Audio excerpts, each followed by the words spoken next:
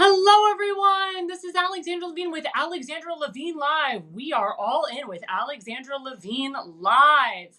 So right before President Trump's speech, we're going to be talking about some things that happened last week. And of course, the biggest thing was President Trump hosting President Zelensky in the Oval Office. Let's play the clip.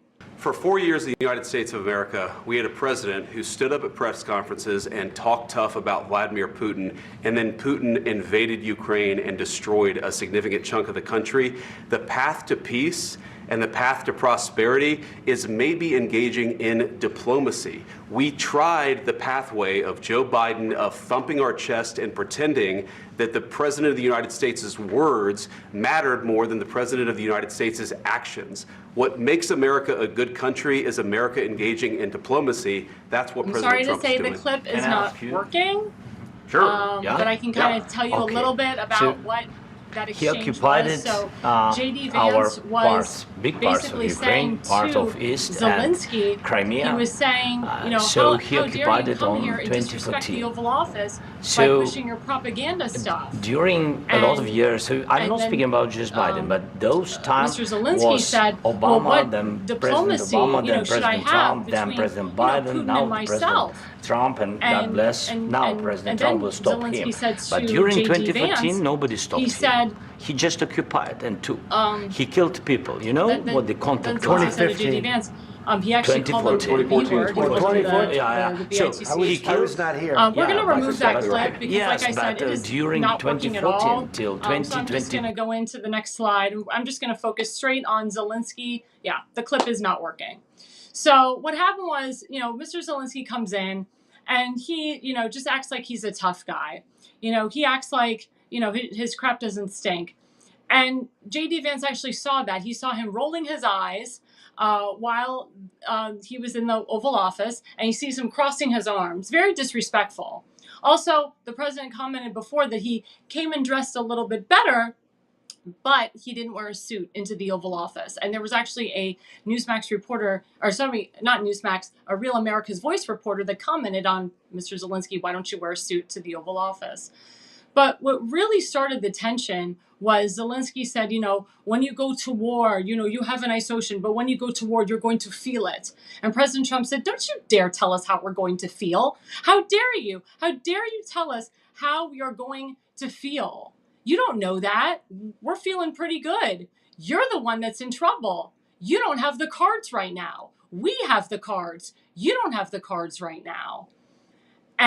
And President Trump said, you're gambling with millions of people. You're gambling with World War III, quote unquote. And of course, Zelensky, he was pushing back. He said, problems started with, Putin even while you were the president of the United States. That is a lie, everybody. Under President Trump's leadership in 2017, we didn't have wars. Russia didn't go into Crimea because Putin knew better. But what did Putin do? He did break the ceasefire in 2021 when Joe Biden was in the White House because he knew that Joe Biden was a weak leader. He knew he had dementia and he knew that he could do it. And what does Zelensky have the audacity to do? Come to the Oval Office and demand more money and lie and say that he's been alone. President Trump said, how could you be alone? We gave you $350 billion. How could you be alone? And how dare you have the audacity to continue asking for more? Because that's basically what Zelensky was doing. And he wanted President Trump to diss Vladimir Putin, to attack him, to say he's a terrible person. President Trump's trying to bring the peace. He's the peacemaker and he's the deal maker. Remember, he wrote the book, The Art of the Deal and The Art of the Comeback. So we have the best deal maker with someone who's a puppet, by the way. He was put in there and installed by globalist, socialist, communist, Marxist elitists, like George Soros, for example. When George Soros said, I support Zelensky and I support this war, that's when I took 50 steps back. I was like, this is insane. I can't even think to support Zelensky when you have George Soros backing him. And everything that's happening is under George Soros's watch.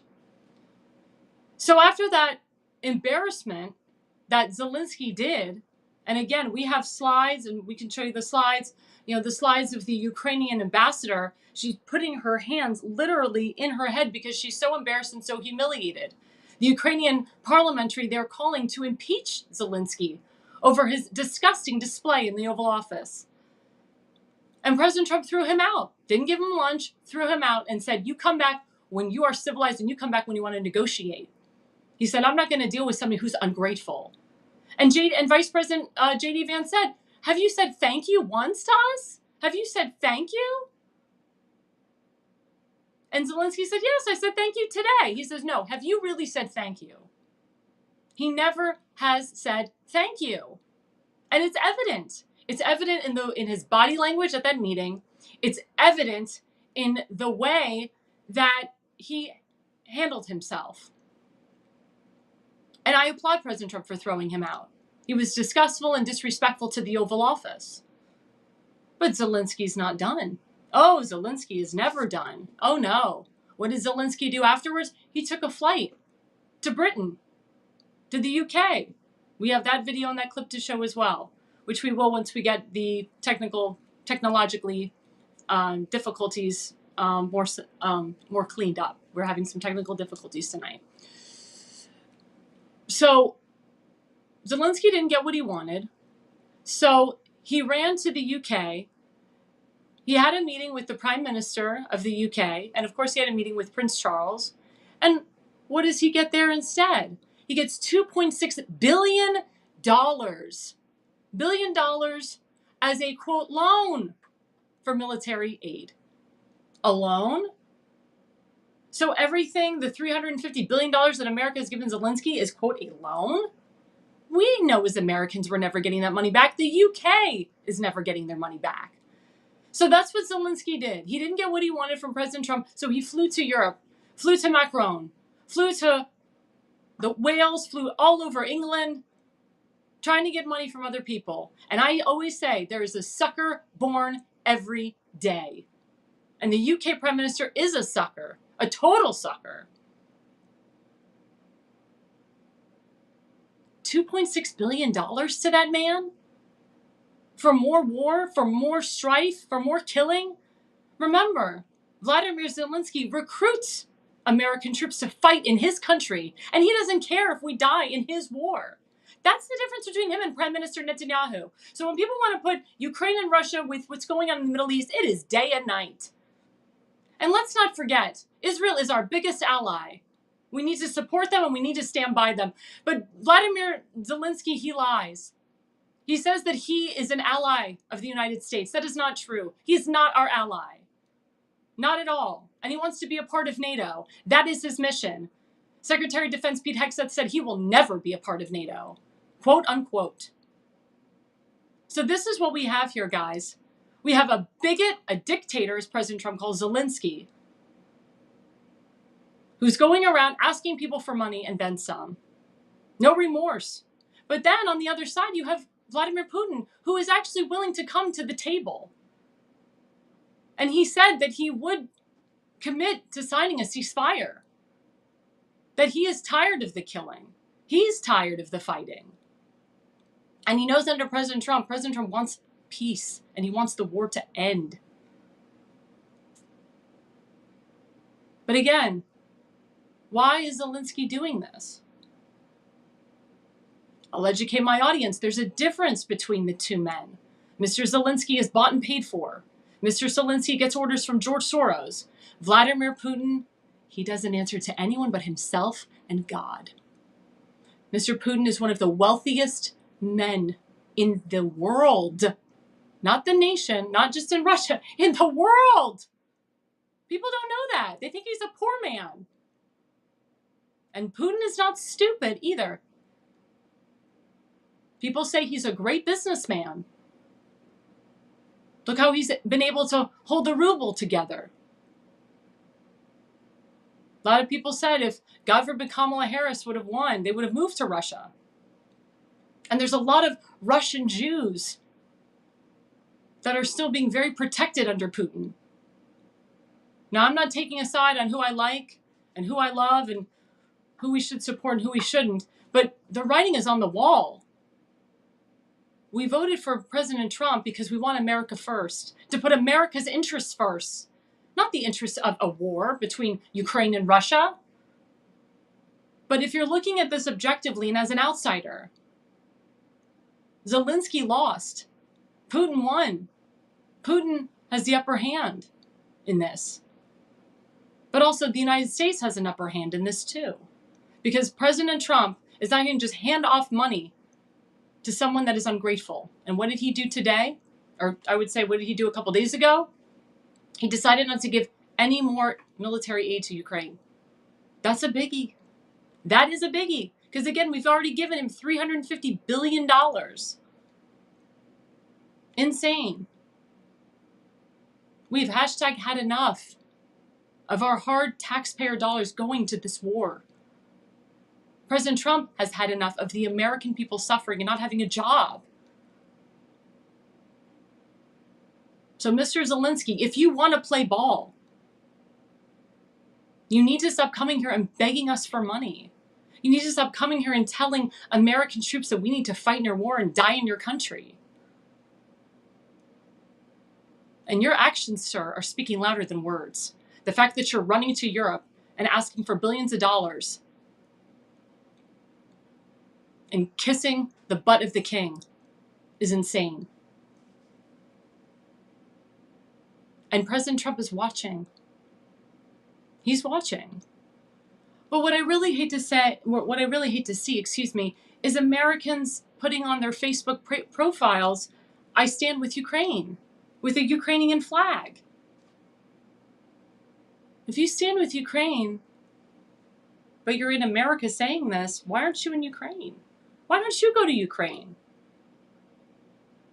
Zelensky challenged J.D. Vance to come to Ukraine. I challenge you to go to Ukraine. Go to Ukraine, fight in their war, stand with them. It's the same thing as standing with the Palestinian flag, as a lot of other people think. And look at the Democrats. They're all about Ukraine. They're all about Palestine. Zelensky did such a bad job that his best friend Lindsey Graham turned his back on him. But not the Democrats. Oh no. And I'm saying all Democrats. The moderate Democrats, the liberal Democrats, the very, of course, hardcore socialist Democrats, like Senator Reverend Warnock.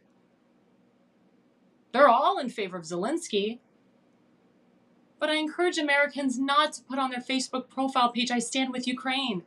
Why not put an American flag and say, "I stand with America"? It doesn't look good. It doesn't look good at all. And actually, it hurts our troops. It hurts our military to see that. Our military prides themselves in knowing that we love them, that we want them safe, and that we say, "I stand with you."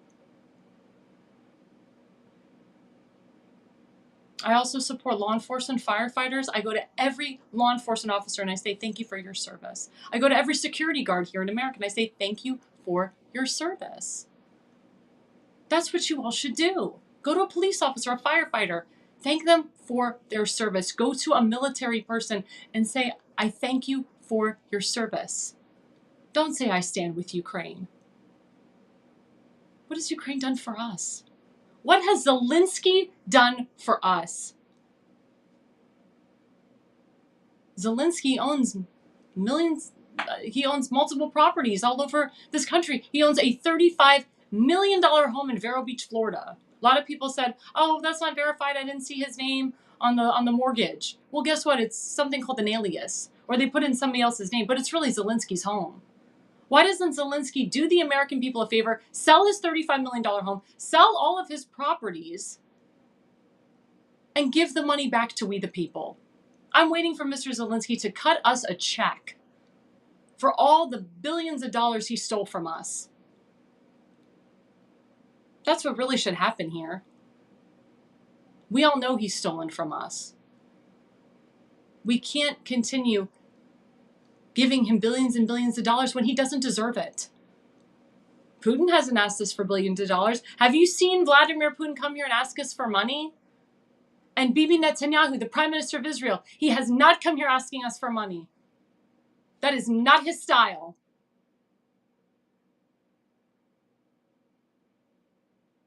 So really think about it. Think about who you're supporting. Think about who we should support, what we should support. We cannot support this war in Ukraine. You cannot say, I stand with Ukraine. So if you are one of those people that has I stand with Ukraine on your Facebook profile, please take it off tonight. Take it off while President Trump is speaking. Take it off after he speaks. Because if President Trump saw that in his administration, they'd be disgusted. If Elon Musk saw that on Twitter, he'd be disgusted. Stand with America. Stand with we, the people. That's what you voted for. You voted for President Trump because you knew he was going to stand with the people. We already know he stood with the people in 2017. And he continues to stand with the people today. That's why he was not going to negotiate, or he wasn't, that's why he ended the negotiations with Zelensky. Because he knew it was bogus. He's not a stupid man either. So, Mr. Zelensky, again, when you get your act together and you wear a suit to the Oval Office, maybe then you can come back and real deals can be done.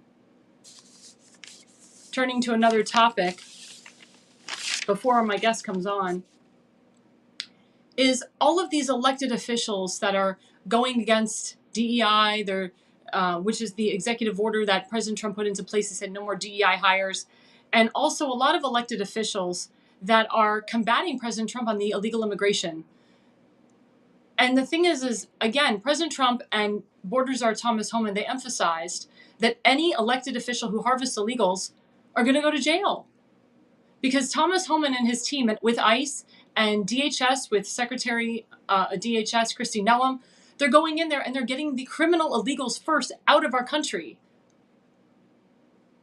That's what Trump campaigned on. That's what we all voted for. And these liberal mayors and these liberal governors and these liberal county executives, they know that. But for them to continue combating Thomas Homan and DHS and ICE and President Trump and threatening to sue his administration is disgusting. I focus on the state of Maryland because we're going to have a guest from Maryland, but Maryland is one of those states that is combating President Trump and the DOJ and ICE and DHS with a DEI hire governor, a DEI hire mayor from Baltimore City, Brandon Scott, a DEI hire Attorney General Anthony Brown. These are all DEI hires. And then the latest news is former Baltimore County President Nick Mosby, another DEI hire. Governor Wes Moore just appointed him as the Maryland Lottery Commission man. That man is so corrupt, he should not even be touching a Maryland lottery. And we all know about his ex-wife, Marilyn Mosby, how she should have went to jail, and all the corruption that she did. DEI hire. That's what Governor Wes Moore did. Nick Mosby is a DEI hire. Disgusting. If he gets through, God help the Maryland lottery. Again, Nick Mosby lost in the primary to Zeke Cohen. The people of Baltimore City had enough of him and his ex-wife. But why does Governor Wes Moore have to put a DEI hire in as the Maryland Lottery and Commissioner? It's disgusting. There was other more qualified people. Same thing with the State Board of Elections. Governor Wes Moore didn't want to put in a very skilled man who stakes his life on election integrity as the State Board of Elections in Baltimore County.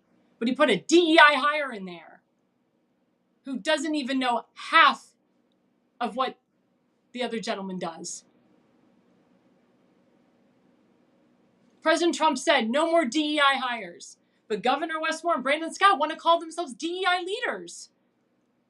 So again, and I've said this before on my show and I've said this on X, I pray that Attorney General Pam Bondi, who's my former Florida Attorney General, sues the state of Maryland, charges Governor Wes Moore, charges Attorney General Anthony Brown, and charges the Baltimore City Mayor Brandon Scott, and anyone else, even charges the mayor in Frederick County, anyone else that combats this.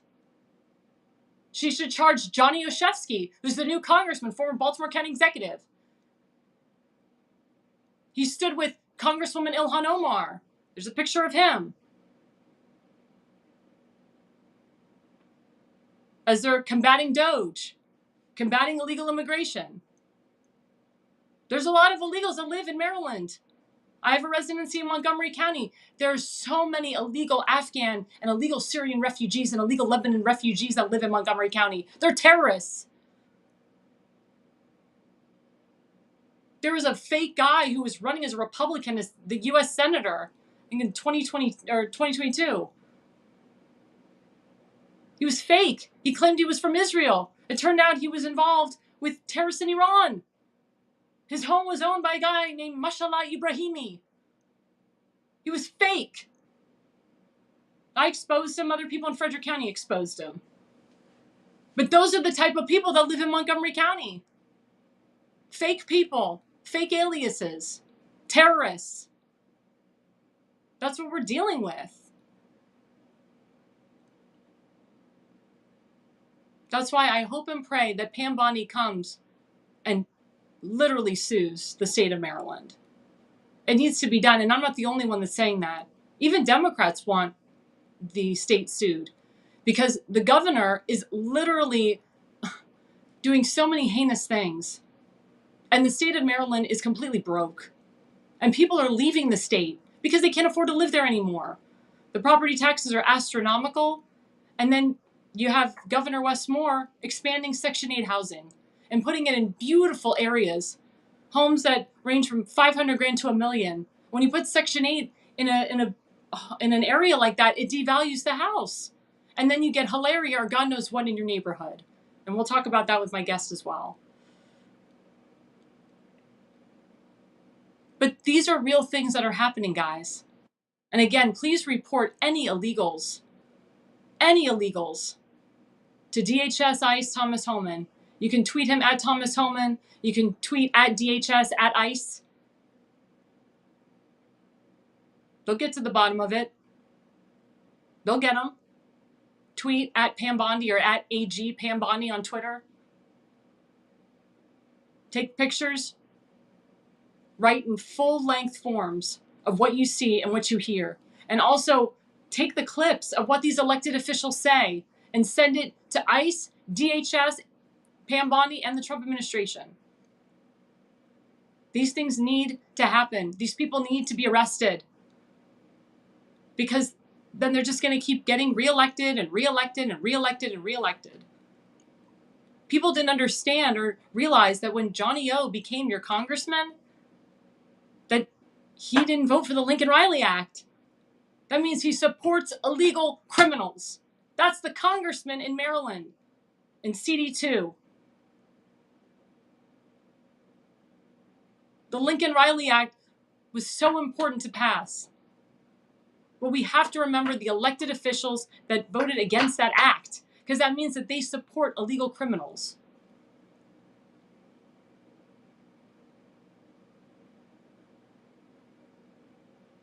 We can't have this, guys. Report them to ICE.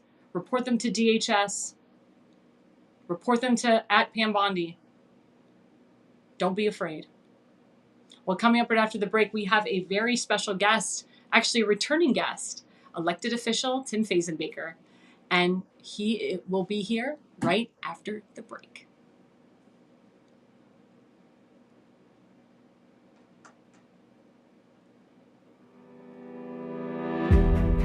Hi, I'm Alexandra Levine. I'm a professional opera singer, actress, TV, and radio personality. Since 2015, I've been a volunteer, a field director, and a campaign manager, learning the ins and outs of the political world. That's why I became a political consultant. My job is to lead you to victory with organization, structure, and the mindset of winning for your district or state. With my guidance and direction, I can keep you focused on the things that matter to the people and advise you on key issues that need to be addressed. If you're a serious candidate that is serious about winning, then book a consultation with me today. Go to levineconsulting.co. You'll be happy you did.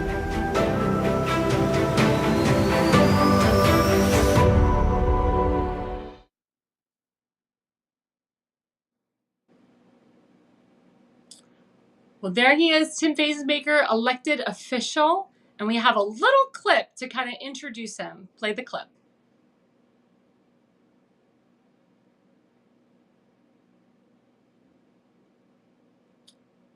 We're going to play the clip to introduce him.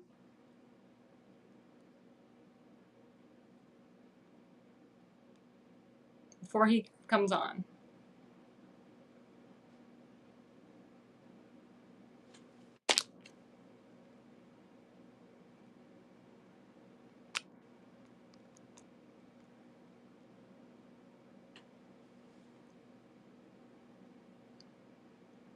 I was going to say the clip is maybe not working. Oh, sorry, we lost the clip. No, it's a great clip. It was a very great clip, actually. It was a meeting that Tim and I did at Fort Howard, and he's going to talk about it in a minute. So we're going to bring up right now elected official. In Fort Howard. Oh, there it is. The elected Republican to the Central Committee of the State. Also, as the president of the state, for years we have been opposed to this. We have fought against bike paths that we knew were designed for this specific reason. We ask that you again reconsider this and protect that land for our veterans and give the community what we want. Thank you.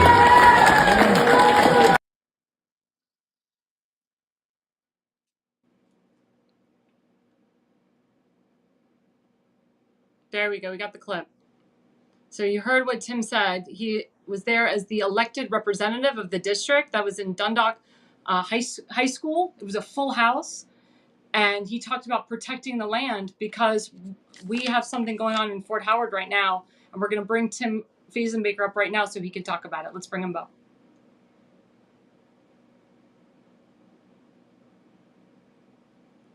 And here he is. Sorry about the kinks. All good. To tell our audience, this is a new software we're using. We're not doing Streamer, we're doing Restream, so we're just trying to get used to it. So thanks everybody for bearing with us. Thank you, Tim, for bearing with us. All right. With that clip, what was being shown was the will of the people is that we want to protect lands that we have outside of Baltimore for our veterans, and it's historic lands, and it's one of two properties that have veteran hospitals that are actually being pushed to go to private developers. One is in Baltimore and one is in Nancy Pelosi's district. We have tried for years to stop it, and we've slowed down the corruption from the government and some of the developers that only care about taking that land for profit. And we said, no, that's not what we want. And we've slowed them down, but we're at the point now where we're almost gone. And one of the things that we've been pushing here is let's bring in Donald Trump, President Donald Trump. Let's bring in Elon Musk, have them take that land, make it part of Fort McHenry, which is historic, and give it back to the veterans. Make it a national park, do something, take it away from the corruption at the state level, which is very left wing here in Maryland, and take it away from the people that don't care about the will of the people, and give it back to the veterans, give it back to the people, and keep that history alive. That's what we're fighting here in Maryland, but that's just a microcosm of what's been going on across the country, which we'll be talking about. But you have things like President Trump and Elon Musk with Doge showing all the corruption that's going on. And it trickles down to Maryland, it trickles down in just about every single state. And that's what we got to stop, and that's what we're going to stop. Well, that is great that you said that. And for people that don't know about Fort Howard and what it was, can you tell my viewers a little bit about the history of Fort Howard and the VA hospital and what was there before? Yeah, so Fort Howard is historic because of the Battle of 1812, when the English decided to come back and rehash the Revolutionary War. It's been around longer than that, but they still have the gates and the cells there that where people were. But it was historic because we actually slowed down the British here before they burned down the White House at that time. But we had slowed them down and potentially kept the English from recapturing America. So there are generations of families that have been here since the 1600s. I met someone actually today that she's 7th generation down here. There's still farmland. When you think about Baltimore, you don't really think about farmlands and let's just say rednecks and stuff like that. But Baltimore has that all around it. It's beautiful land right on the water. It's very conservative. And these are family generations that have been here since then. They're historic homes down there that have been around since the 1700s or 1800s.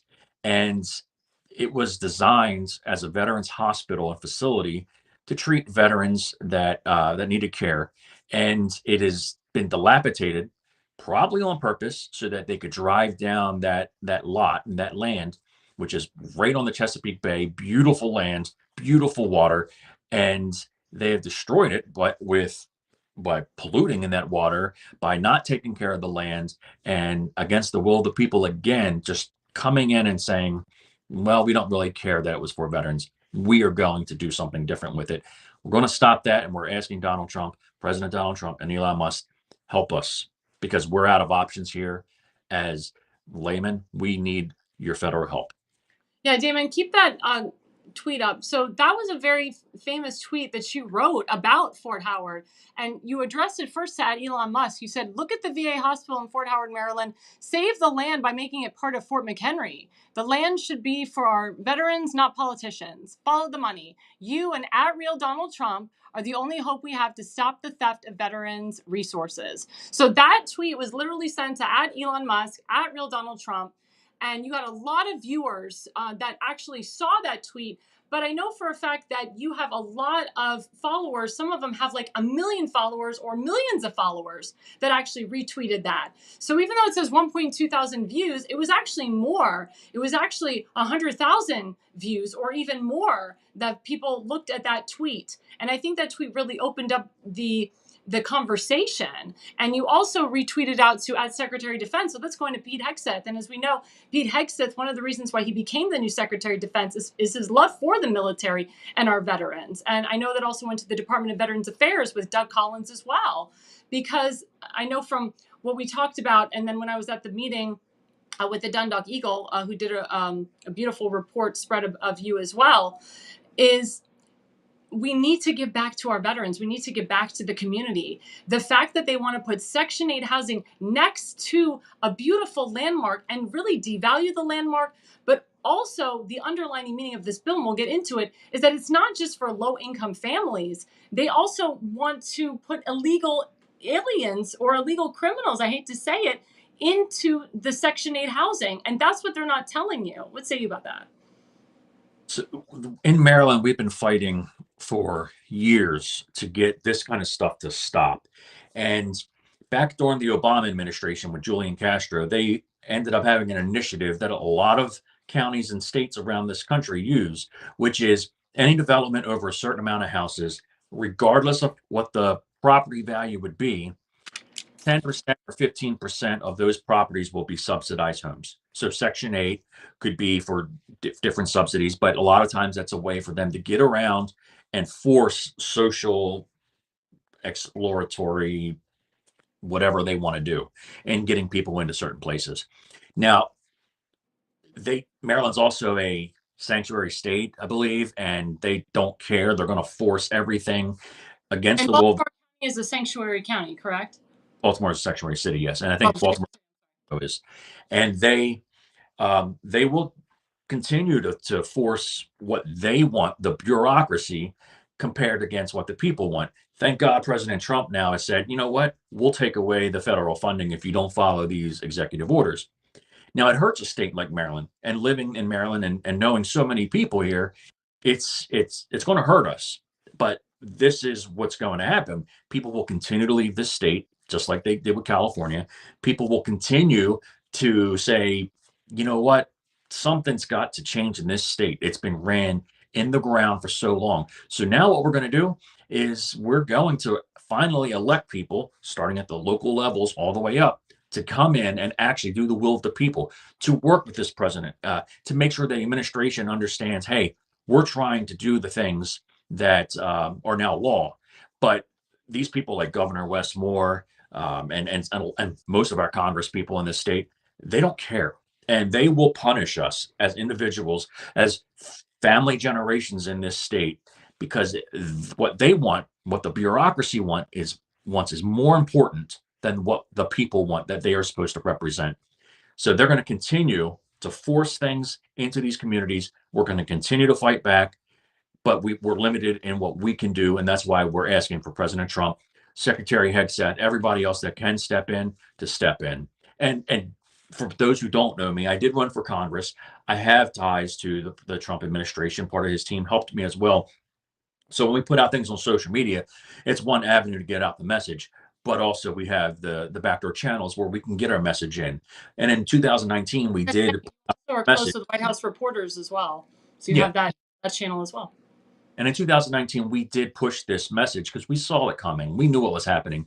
Unfortunately, nothing came of it. But right after that is when COVID hit. So in 2020, everything kind of changed and everything stalled out. So we're asking again if we can get the message out to everyone across this country that we need help to get the federal government involved. And if you have any similar type of instance in going on in your state or town, it's the same thing. Try everything you can, but bring in President Trump, bring in Elon, bring anyone in that can help, because this is the kind of stuff we're fighting. And we now have somebody in the White House that will actually listen to us and help us fight this corruption from these bureaucrats. So the bill that Tim and I are talking about is HB 538. That's the Housing Expansion and Affordability Act. It was signed April 25th, 2024, became effective January 1st of 2025. The bill is designed again to address the housing supply and affordability crisis sensitive to local zoning. But we also know that it's there to cater for illegal aliens as well, or illegal criminals. My question to you, Tim, is it's already been passed into law. How can we have the federal government or the federal level override this? So the first thing that I say again is that we can bring in the federal government and classify Fort Howard to be part of Fort McHenry, therefore making it federal land, protecting it as a historic level. The next step is obviously if they do that or they don't, we need the federal government to understand what's going on in some of these levels and taking away the resources from our veterans and taking away historic land. And at least that conversation begins. And many of the people that even live in the region don't even know what's going on. They just kind of see that there's changes happening. The streets are kind of being moved and stuff. They don't understand what's going on. So it's also important that we educate everyone. As we saw in 2016 and since then, people who haven't been involved in politics, and look, it's okay. They may be very astute to what's going on, but they have lives, and it's not their main focus. But those who aren't involved in politics as much as say you or I are, they need to know about these things so that they can become passionate about it, like they did in 2016 when we saw a groundswell of people who've never vote for President Trump at that time. Continue getting people like that involved so that they know what's going on, they can step up. And every tweet or post, as they're now called, every social media message, every neighbor you talk to, all of these will help get out that message. And hopefully, the one of the main things that politicians do care about is the amount of people that will vote for them, along with money and power. But if they realize that the groundswell is growing so much that they might lose their position, they might listen to us at that time. So I'm going to shift a couple minutes. So I talked a little bit about the DEI hires that you have in Maryland. Again, you have a DEI hire governor, DEI hire attorney general, DEI hire Baltimore City mayor. And I know that you know the history of the Mosbys. What do you think about Governor Westmore appointing Nick Mosby as the Maryland lottery commissioner? This is insane. And you see Governor Westmore, he said, Donald Trump is about to find out being the president of the United States is a black job. Again, that's a DEI thing to say. Again, your governor continues to combat President Trump and his team and his administration every single day. What would you say is the solution to this? They're using racist tactics, let's just say, whether they have racist beliefs or not. They're using racist tactics to further their mission in a state like Maryland. Now, Maryland has a large black population, and it's was fine for a long time until they really started to play this race game here. And what you see when you see a post or like that, where Westmore is assuming that the president is a black job, which nobody asked your opinion on that, and that's pretty racist. So when you come out with that, people start going, what the hell are you talking about? Okay, Then you start seeing his actions. A lot of the people that he appoints are very left wing. They tend to be self-identifying as black as well. So it's okay. Are you only hiring certain quotas now of people? And would somebody like myself not be qualified just because of my skin color? You know what? That's not cool. That's not America. America, and we're seeing it with President Trump. America says the best person gets the job. If there is any kind of discrimination, well, America takes care of that. But you know what's going on now? It seems like there's still discrimination with affirmative action type stuff, which is now DEI. And in a state like Maryland, it is heavily abused. And you're seeing Westmore's administration and all these hires, and a lot of them are extremely corrupt. Well, they're being put in position for, let's just say, for a race. You know, that's what needs to be clarified. Governor Westmore has to answer that question. I sent a message today to say, why is it that you are hiring people that have these certain qualities? Is it because you have that tweet that you put out that says it's a black job? Is that the way you view what the qualifications are for certain positions? Not going to fly with America. Now we're going to shift because Damon put up one of our last slides, which is important. So right now you're dealing with a new councilmatic. Right now you have 7 Baltimore County councilmen. They passed the law that they're expanding the council from 7 to 9. This is the new map that Woodlawn Research put out. They are the task force. They're a very liberal task force. It's actually run by an anti-Semite who ran for the state senate in your district. I forgot the guy's name, but he's such an anti-Semite. Who put this whole thing together. And the map is so bizarre. It shows like a big chunk of 6, which I know is mostly Republican, going to that council person. And then you have like a little bit of 1, a little bit of 2. You got a bigger chunk at 8, and then a medium-sized chunk at 4, little size at, I think that's 5, and then like a little size at 7. And I understand that you live in Councilmatic 9. Is that correct? That is correct. Yeah, so that's all. Go ahead. Sorry. What you're seeing here is a map of Baltimore County. Inside the middle is Baltimore City, which everybody knows is a cesspool of corruption and just everything that has been in the news over the past decade. But what you're seeing here is on the west side, on the left of your screen, is a highly black population, a lot of illegals as well. And what the focus of this was, they wanted to make sure that they had multiple majority black populations that would end up having what they considered their proper representation. Whether that's right or wrong, it kind of fits into the same narrative that Westmore has put out, which is race-based policies.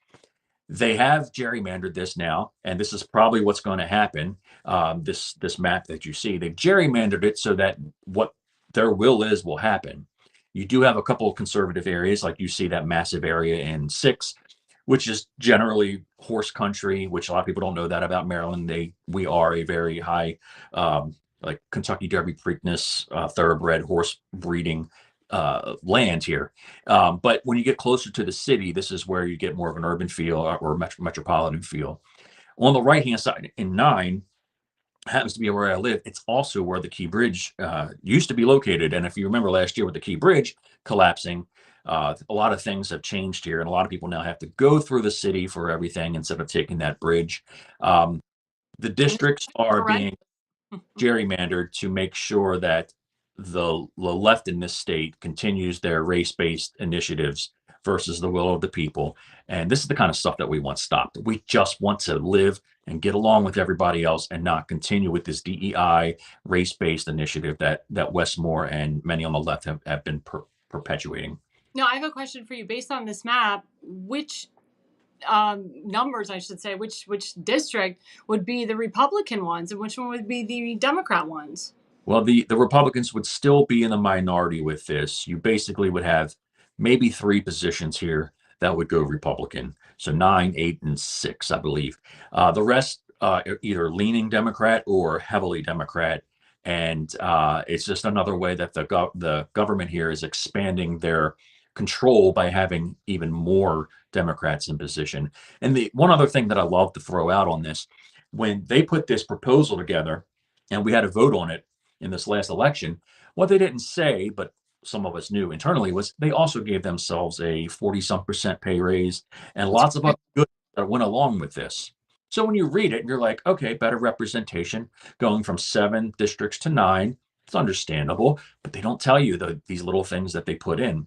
This is how a lot of these politicians get rich, as we've been seeing when they make 180 grand, which is a lot of money, but they end up having $300 million in the bank. Nancy Pelosi, there are ways that these people that are in power continue to expand upon their wealth based upon our taxes that we see squandered away as well.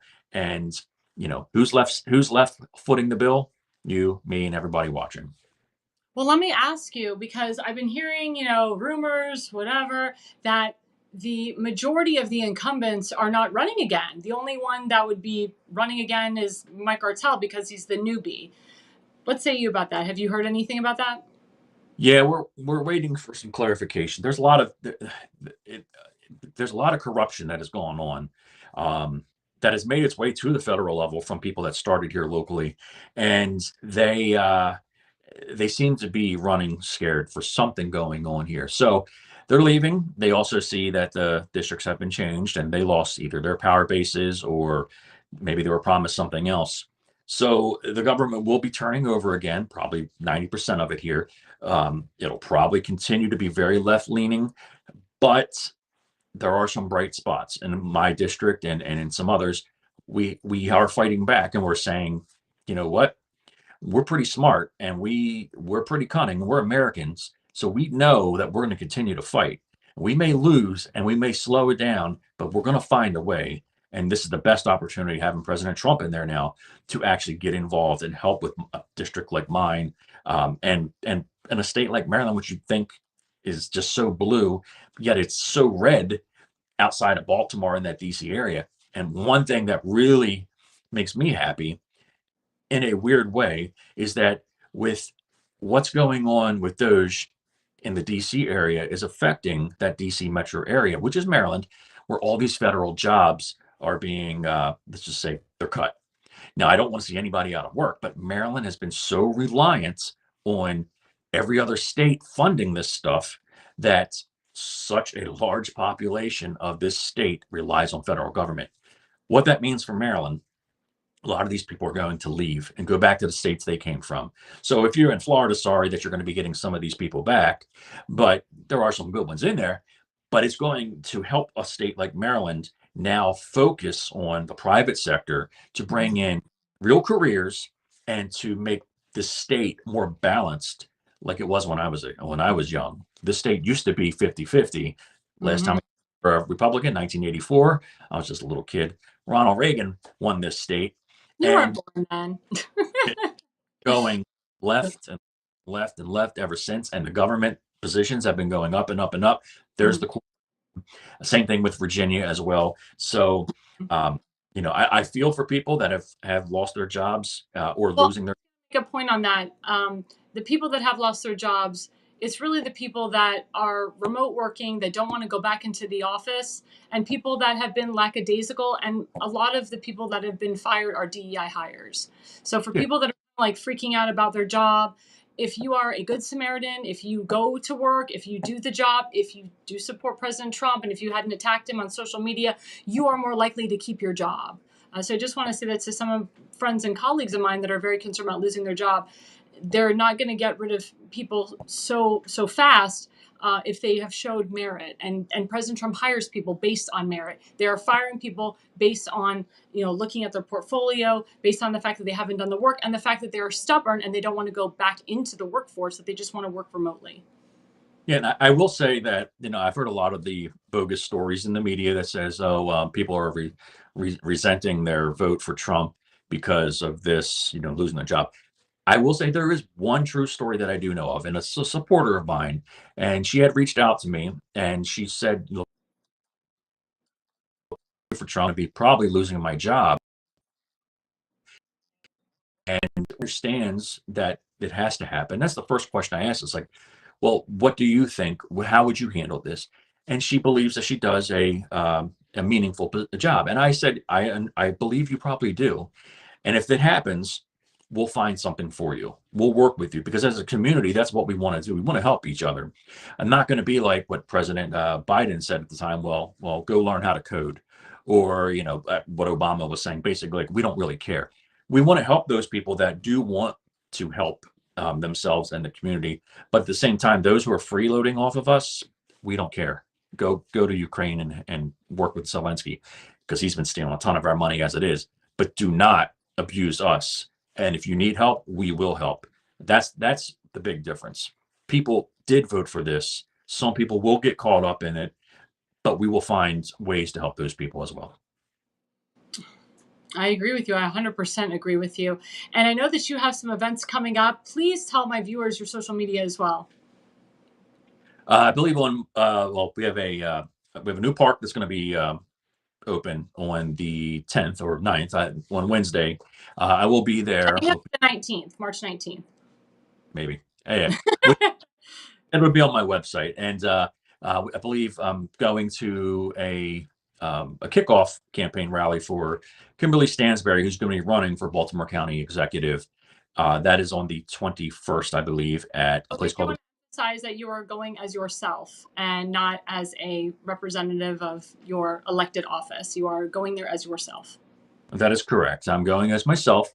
And my thing is to support the best people in these communities that actually do care and do listen. So Kimberly's been a great person out of Towson, Maryland, and I will continue to make sure that her message is out there, that people understand as well. Other events will be going on. I'll be updating things soon, but at the moment, those are what is going on at the moment. And please tell people again how we can follow you and your website. Yeah, so timfazenbaker.com. It's a long name, but FAZENBAKER. If you Google me, you'll come up. Matter of fact, someone told me today to check out Reddit, and I Googled my name in Reddit, and I was like, oh, yeah, look at all this stuff. And I was like, hey, but if you Google my name, you'll find all my sites as well. And my mission has always been to put the communities first. And when President Trump came along and he started talking about America first, it's the same philosophy. And I challenge people to think about this. It's, you have the right to do whatever you want with your life, right? And most people believe that. And then you have the responsibility to make sure you don't take away that right from somebody else. So if you believe that, you know what, you fit into this MAGA movement in a sense. There are some variations on it, but you know what, generally, if you believe in freedom, that's what this is. And that's what I'm pushing. And that's what I'm trying to work with other people out there to do. It's to understand that we are free. We're not black and white. We're Americans, and it's important to understand that, especially a place like Baltimore, it's black, white, a lot of Jewish population, and all kinds of cultures because of being close to DC. I grew up with all these cultures. The one thing that brings us all together is that we are Americans. And if you can just understand that, you can join this movement, regardless of the party you're in, join this movement and make this movement based upon those principles and shape it to the way that you want. So if you want to leave, say your Democrat Party that's been taking you for granted forever, you can come join us and help shape this party and this movement to fit your community as well. That's what it's all about. And you'll see me out there continuing to push for our first responders, our police families as well, and our military members, and pushing just for the general people to live free and to continue to be Americans. Well, let me ask you a question, Tim, because as an elected official for the Baltimore County Republican Central Committee, your job is to recruit candidates and recruit proper candidates. And I would think that, your committee would want to back and support candidates that support President Trump's agenda, that support America first. Now, going back into your elected official mode and in that hat, what are you doing right now to recruit, candidates that represent the America First agenda and the MAGA movement? I have people that message me all the time, that follow my social media, that see the things. They see me on, shows like this, and they say, hey, I've always thought about getting involved, or I don't know anything, but, I'd like to be involved. And I tell them, you know what, first thing you can do is just help spread the message. But if you want to get involved, you can run for a school board position. We can help you with that. You can, begin to speak with other people that have some influence that can guide you in the right direction. And that's kind of what I do. It's, hey, what do you believe? Okay, we're on the same page for the most part. Let me get you in a position that will help you. And it might not be you actually run for office. It might be in a supporting role, and that is okay because we need more supporters than we do the chiefs, because we don't want to be top heavy and have all these people abusing their power. So Mhm. when I come across anybody who's interested, even if they're not like-minded in their political belief, I do tell them where I think they can go, and they can best benefit themselves along with the people that they would be representing. And it's extremely important to be involved. And again, like I said, I know it's hard for everyday people, that you have children and you got to work and your groceries and all this other stuff. But at the same time, you could just be that person that says, I'm going to be involved because I'm going to keep up and know what's going on, and I'm going to tell my neighbors.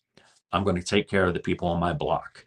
And that way, that message still gets out, and people are more educated, and they get to vote properly instead of just voting for a name or a D or an R or something along those lines. So last Well, question, and I this want is them the my everybody way. asks. I'm sorry, say it again. I want them to vote more my way, but That's true. That's true. they And I just want to say for the record that Tim is notorious for getting Democrats actually to cross the aisle and either switch parties to Republican or vote Republican in the general. And that's one thing that people are lacking. For some reason, some Republicans, they are afraid to cross the aisle. They're afraid to talk to Democrats. They're afraid to talk to independents, but you're not afraid to talk to anybody. And, you and I, we have a lot of friends that are moderate Democrats, more so than, the rhinos. The rhinos are actually the detriment to our nation. The rhinos are actually a detriment to the Republican Party. You see a lot of moderate Democrats that actually support President Trump's agenda. You see a lot more moderate Democrats that do vote for Trump in the general. They're willing to actually flip parties to independent, but what they do is they still like to vote in the Democratic primary because they always vote against the incumbent. And then when they go to the general, then they vote for President Trump in the general or a hardcore Republican in the general. So it's interesting dynamic there. And I know you personally, you live in a very Republican district, Dundalk, Essex, Edgemere. But it's funny, the Democrats in your district, they end up voting Republican in the general. That's why you still have Republican delegates. You have a Republican state senator. You have a Republican councilman. Hopefully you'll have another Republican councilman. We won't say his name, but there's always hints. And yeah. final question that everybody wants to know, Tim, because you did put this on Facebook and X, are you running for governor, councilman, state delegate, or Congress? One of the four. And you can decline all of them. I'm exploring options every day. I'm continuing to see what would best fit the people of my community and the state and the area. I'll announce that later. If more than likely, let's just put it like this: I'll announce it when the time comes.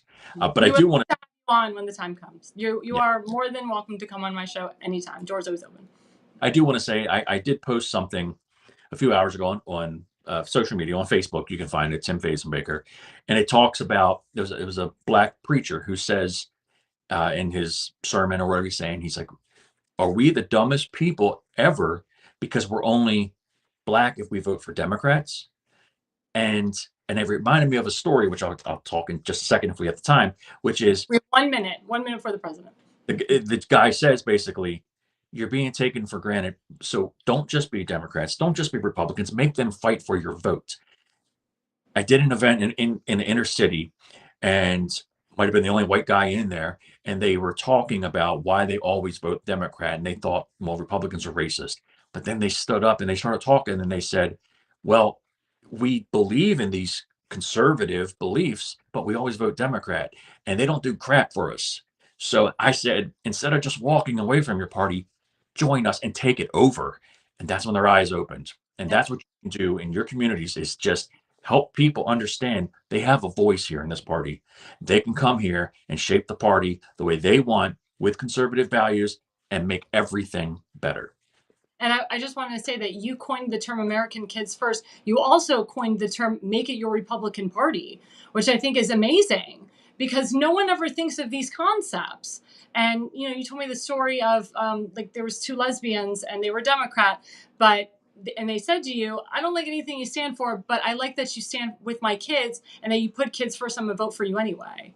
And that, I mean, that resonated to me. That resonates with so many people. Again, just that little messaging here and there can really just change the mind of a voter that's either a hardcore leftist. So Right. again, that proves that you are so good at just talking to the opposition, talking to Democrats, talking to independents. Doesn't matter if they're moderate, hardcore. You are notorious for getting those people to cross the aisle. You're notorious for getting Jewish people to cross the aisle and to vote Republican and switch parties also in the primary. And I think that's what the focus needs to be, especially in Maryland and a very liberal state, liberal districts, is that you have to go in and you have to be comfortable talking to the opposition, because we have this 2-year window of time. We can get a lot of Democrats to switch parties.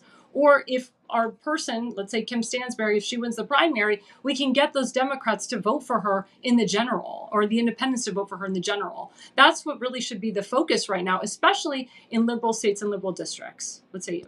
I'll end it with this. George Washington warned us that the detriment to our country would be political factions.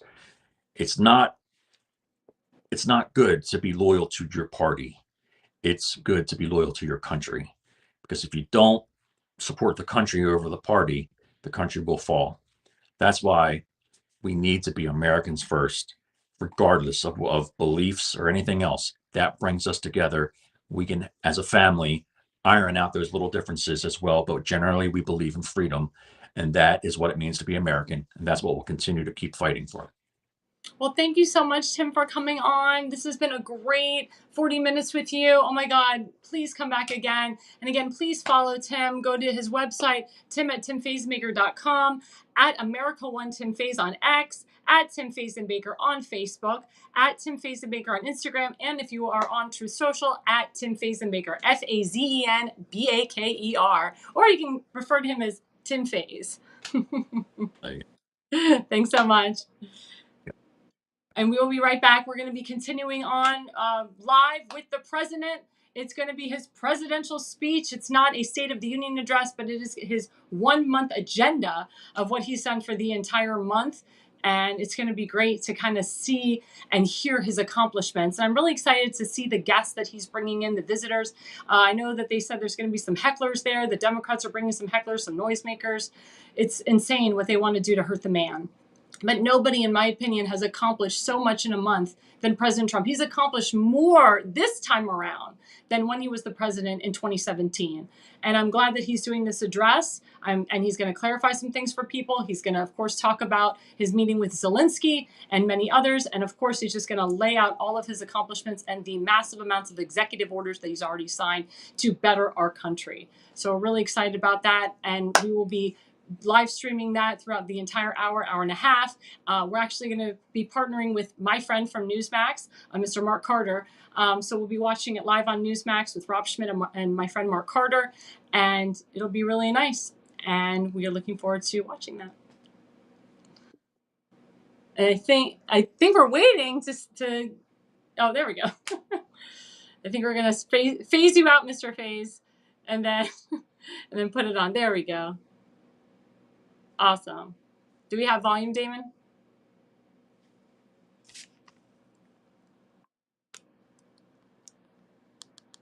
Of the president, who will be pointed out tonight. This is a practice that started. You see Matt Walsh. I mean, they've got folks all over the place who from media. For the media and the like. And this started during the Reagan administration after the Air Florida crash, and someone jumped into the water. Lenny Skutnik jumped in the water. The first lady looks great. And saved a person from drowning. And Ronald Reagan brought him is the cabinet.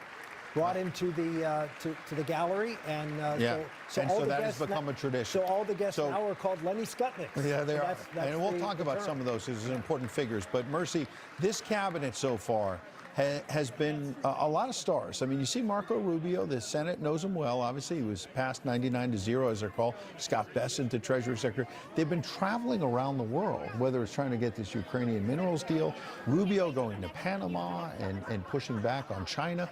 He's been pretty strong early on. Well, I got to tell you, Secretary Marco Rubio, I think you've seen him also take a very prominent role in the media. One of the interesting parts of this cabinet is that they truly are skilled communicators who know how to deliver President Trump's message. And I think that's something that we have seen overall. This has been a cabinet that, because of the Senate and the Republicans in charge and Majority Leader John Thune, they have been able to successfully push these cabinet members through, getting them confirmed, and then it's been unstoppable from Pete Hegseth going over to Pete Europe. Hegseth got in by 1 vote. Very interesting to see him. Something we should notice here is it's very unusual. You see Dick Durbin there, who's sitting down. He's the not Democrats even acknowledging. are not standing. You didn't see Adam Schiff shake Pete Hegseth's. Boy, that is very disrespectful. The Republicans. That's disgusting. This is why Adam Republican Schiff side. The Democrats have go. not stood up. Doesn't even acknowledge the new Secretary of Defense, Pete Hegseth. who, by the way, won That her is election in disgusting. Toledo by like 20 He was votes appointed and on the confirmed by the Democratic Senate. side. He is the She's there Secretary in the of light blue, Defense. and she's This is on why the Democratic side. But after Praj her, Patel is in there to everyone govern is the sitting, no one shaking Yeah. hands with the It is cabinet. disgusting. Chris It Wright, is who so the disgusting Secretary that you of don't even Energy, acknowledge Bill your Secretary of Belden, Defense. EPA That was Administrator. Dick Durbin Kristi and Adam Noem, who's Shifty been Schiff. on the road Adam as Shifty well Schiff in needs to go. ICE agents. We have Secretary of Agriculture Brooke Rollins. We're going to as shift well. the screen soon when And Linda President Trump comes McMahon, on, which so that we saw President Trump earlier, is big. There we go. Secretary of Education, was just confirmed, I believe, yesterday. Secretary of Education Howard Linda McMahon. Ludnick has taken a very Mr. active Ludnick, role in these Kristi negotiations. Noem is there, He's the and we're Commerce still On waiting tariffs, for yeah. confirmation. On the Still tariffs. And waiting. Daniel, he made news Mike tonight, Huckabee Howard hasn't Lutnick, the even had Commerce his Secretary, hearing saying yet. He's supposed to be the that we new may U.S. meet Mexico Israeli and ambassador. Canada in the middle on these tariffs, would suggest And we this are live administration streaming sees now. the News markets backs up my reacting friend in a Henry negative at way the and may Times, want to way Mike out, may want Carter. to compromise. We're live Especially streaming since live. Trump, during his Partner first term, Max every time the tonight, stock market the hit a live new stream. high, he would be bragging about that. And so, of Thank course, you guys he's not for going to be continuing with us. talking This is about it Alexandra when Levine it live. takes a We big are dip. all in I also saw Alexandra Robert F. Levine. Kennedy Jr. there. Getting ready You to can imagine hear a lot of President Democrats Trump were shaking make his his hand, first even though No, but address that's an to interesting the point, nation. Senator There's RFK Santorum, because Jr. He's the new HHS Robert F. secretary. Kennedy I Jr. told is you I lost someone 20 who, pounds until a on few his months diet. ago, It's amazing. was a And then, Democrat, of then course, became an behind is independent Speaker president. Johnson, the Speaker of the House. There's our beautiful First Lady, our First Lady, Melania Trump, gorgeous. No, that's, Love and what it's- she's there's an wearing. important part There's that our we new can't VP, JD underestimate Vance, the standing right next to importance of Robert F. Speaker Kennedy Mike and the Maha Johnson. movement in That's how it should pulling be. That's some what we moderate voted voters, for. not necessarily Yep, there's his Trumpers, wife, into Usha. into the Trump orbit. That's JD in a Vance's lot wife, of these Usha. swing She looks states, great and with her I hair think he pulled had to back. do something Loving for, the suit. for Robert F. Kennedy I Jr. bet these are It was an important part of Valentino's his coalition, designers, and Carolina I think it's an Herrera, important part, Gucci. and put him in I HHS just or want to tell agriculture, my wherever they audience wanted I to put him, only wear Yeah. designers to that drive Melania that Trump message that we wears. have to make So you'll see American me wear American Swarovski, children Carolina healthy. Herrera, I gotta Gucci, say, Fendi, watching Sarah, Vice President Salvatore JD Ferragamo. Vance up there with, Those are Speaker designers Mike that Johnson. JD the Vance has taken First a Lady wears. She very wears Michael active, Kors, very, I Ralph would say, Lauren, Dolce & Gabbana. These are opinionated designers that I role in wear. terms of, Hermes. in the meeting with These are Zelensky designers that I and wear. with, I only wear President Trump and designers that obviously the his First Very Lady strong, wears. in Because Munich, the style is during just that amazing. It's so conference, nice that we which I have think made a style lot back of in the White House. We Europeans have beauty a back in the White nervous. House. So I'm so JD happy Vance for has been this. what you would consider a very vocal vice president, very different than I would say Mike I was going to Pence's say, the comparison. style. Yeah, it's not even You have to close. wonder what Pence will think of this speech tonight. if Yeah, he's compared to what he watching. saw But previously. think about, Mercedes, you make a really good point. I mean, I don't think, no offense to the president, I don't think 8 years ago Donald Trump was comfortable enough to have his vice president out there sort of taking the spotlight. Yeah, but it's a he is different now. president It's a different president in the Trump. second term. But He's real very quick, much more comfortable And he's with also his he's a successor, potential yes, successor to Trump. exactly. so we just got excerpts from the White House, among other things, what they want us to hear to preview this speech. To give you an idea of the theme, the president will say 6 weeks ago, I stood under the dome of the Capitol, talked about the golden age of America. He will say, quote, we are just getting started. I return to this chamber tonight to report America's momentum is back, our spirit is back, our pride is back, our confidence is back, and that the American dream, Mercy, is unstoppable. So you can see the optimistic tone he obviously wants to take. He does start with the economy. Among my very highest priorities is to rescue our economy and get dramatic and immediate relief to working families. This goes back to the fact of pushing the tax credits, pushing the child tax credits as well, and no tax on tips. There you see Byron Donalds, the congressman from Florida, who has been endorsed by President Trump to run for the governorship in Florida, He was there with Linda McMahon as well. He will also say about the conflict in Ukraine, I'm working tirelessly to end that savage conflict. Millions of Ukrainians and Russians have been needlessly killed or wounded in this horrific and brutal conflict. The U.S. has set hundreds of billions of dollars to support Ukraine's defense. Meanwhile, Europe has sadly spent more money buying Russian oil and gas than they have spent on defending Ukraine by far. And Biden has authorized more money in this fight than Europe ever spent. Senator, there'll be a question as to whether he may tease the possibility of a peace deal coming back, because what we saw in the last 24 hours, pretty dramatic after that Oval Office confrontation last Friday. Last 24 hours, President Trump has cut off, or at least paused, U.S. military aid to Ukraine. And in reaction, President Zelensky today said, look, I want to sit down again. Let's come together. He seems to want to get a deal. But this is typical. This is how Trump operates. He goes way out on a limb, like, you know, throwing Zelensky out of the White House. Yes. All to get him to come to the middle and do something reasonable. Tariffs, we were talking about that earlier. 25% tariffs on Mexico and Canada. I don't think he really ever intends to put a 25% tariff on those things. We might only have a few days of that. But we only have a few days of that. Why? He does something that seems to be radical and irrational, and yet he gets the other side to come to the table and find a middle ground. And so this is a tactic that Trump has used. He used it in his first term, and to great success. You can see the cabinet kibitzing there. And in terms of that success, Daniel, let's not forget that in the last 24 hours as well, we've seen Honda announce that because of the tariffs against Mexico by President Trump, they don't want to build the Honda Civic in Mexico. They're moving those jobs, that production line, to Indiana. That means more American investment. And we had the Taiwan semiconductor company have that announcement. $100 billion. And especially, I think people in Taiwan are going to be looking at this speech and say, hey, if China invades us in the next few years, can we count on the U.S. to have our back, or are we going to be left out in the cold like some Ukrainians feel today? Well, I think one of the interesting lines that he's going to bring up, President Trump, is saying, I will also take the historic action to dramatically expand production of critical minerals and rare earth here in the USA. Yeah. Well, I've been hearing from people inside the Trump White House that what they're exploring is that we might not need to go to Ukraine to get these rare earth minerals. We have some of these in America. Nevada is a huge state. But environmental regulations and left-wing policies, Senator, And the fact that they're on federal have land prevented us from getting in there. Well, no, it's been prior administrations, because these minerals are on federal lands, and they have taken them off limits for any kind of mining operation. The president can go through the process of trying to change that. He's also going to be addressing the issue of law and order, what's happening in the cities and towns. And this is, I think, going to be reflected again with the First Lady and the fact that the president, they're able to invite 24 guests to sit in the First Lady's box. The Speaker of the House also invites 24 people to sit in the Speaker's box, and then each other member of Congress may invite up to one guest. And this was a tradition of inviting guests to the State of the Union, or in this case, the address to the joint session of Congress, which began under President Reagan. Again, you mentioned this in 1982. Well, and to that point, I think an important people will be there will be the Comparator family, because Corey Comparator, the firefighter, was killed. His widow and children will be here. President of the United States. That is the House Sergeant of Arms who makes that announcement. And there he is. Woo! That's the man, everybody. That's the man.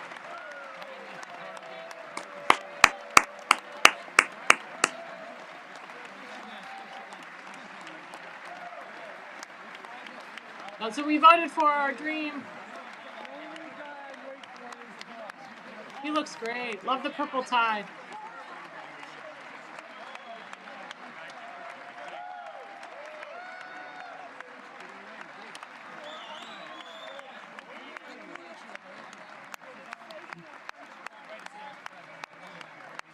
I will cut out in a minute when the president begins to speak. It's so beautiful to see him. Remember, we saw this in 2017. We saw this in 2018, 2019, Republican members on that side. 2020. Senator Santorum's point a moment ago. Boy, I've covered a lot of these Democrat and Republican presidents. This is quite You've seen the opposite party usually shakes your hand. they shake your hand, and they fight for those seats. I mean, those seats are not.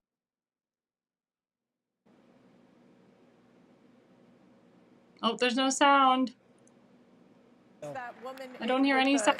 There we go. I think one of the congresswomen basically holding a sign saying this is not normal. You saw on the other side one of the congressmen take that sign A away from congresswoman her. saying this is could not be normal. the beginning That's of, disgusting. Get these somewhat people of out the of protest office. coming from When the you have an left. elected But I official gotta that's tell you, saying what this a is not warm normal, reception. You could tell get them out. on the Republican side there is pure excitement. And this is something that I've seen with The And there he is President with Republicans Nancy Mace love embracing her. President Yeah, Trump. The he Democrats need to get on literally board. Any is Democrat that's taking not it on board all President Trump in. needs to be I voted witnessed this out at or CPAC impeached. during his speech.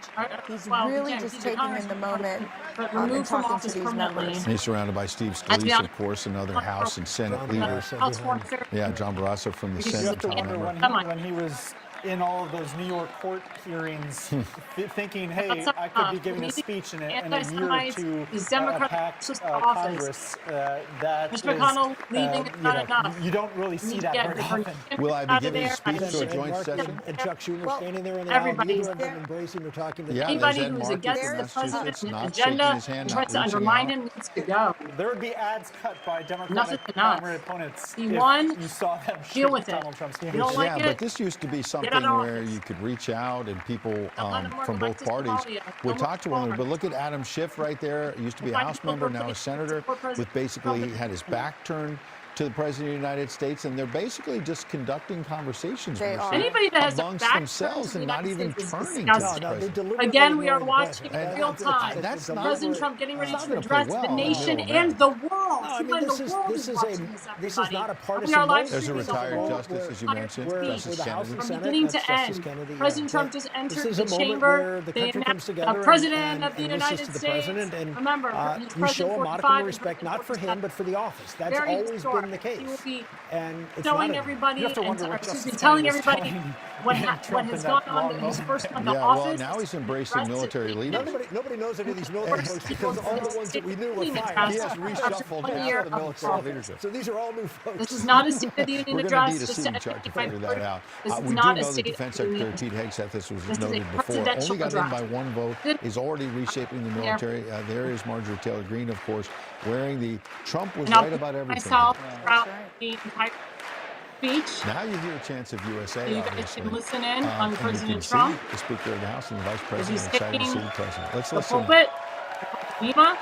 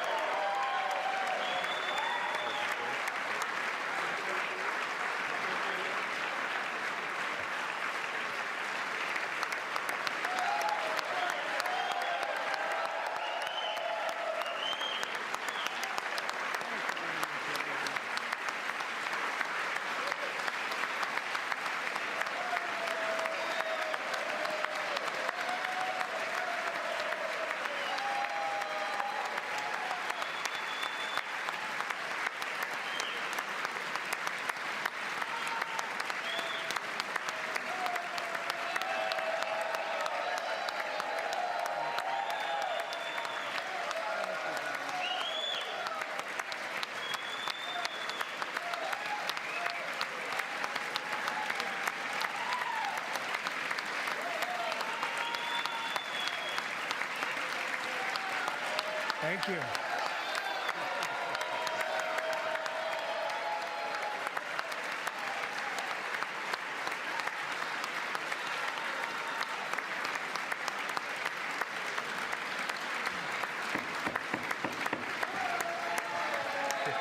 Thank you very much.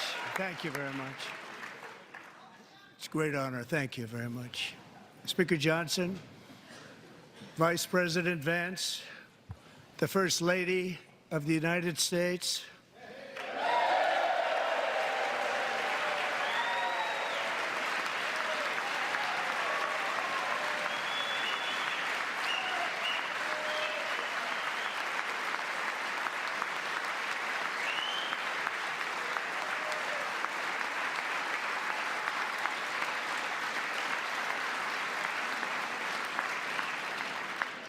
members of the United States Congress, thank you very much, and to my fellow citizens America is back.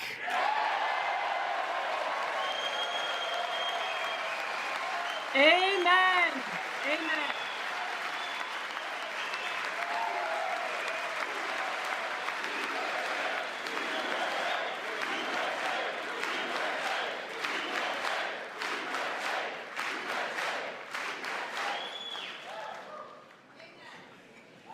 Six weeks ago, I stood beneath the dome of this Capitol and proclaimed the dawn of the golden age of America. From that moment on, it has been nothing but swift and unrelenting action to usher in the greatest and most successful era in the history of our country. We have accomplished more in 43 days than most administrations accomplished in 4 years or 8 years, and we are just getting started.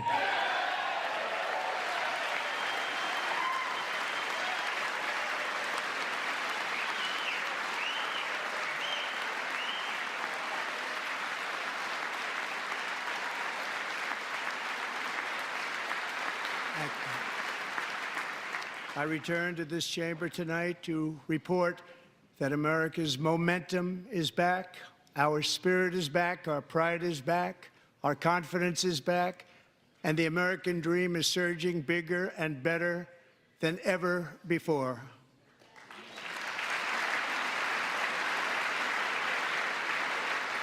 The American dream is unstoppable, and our country is on the verge of a comeback, the likes of which the world has never witnessed and perhaps will never witness again. There's never been anything like it. The presidential election of November 5th was a mandate like has not been seen in many decades. We won all 7 swing states, giving us an electoral college victory of 312 votes.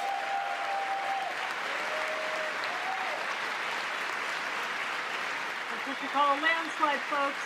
A landslide.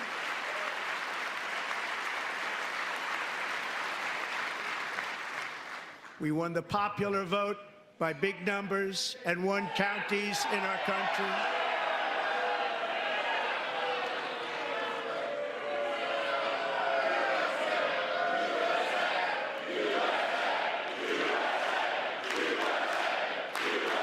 Unbelievable. You have Democrats doing the president. Again, get him out of office. USA, USA.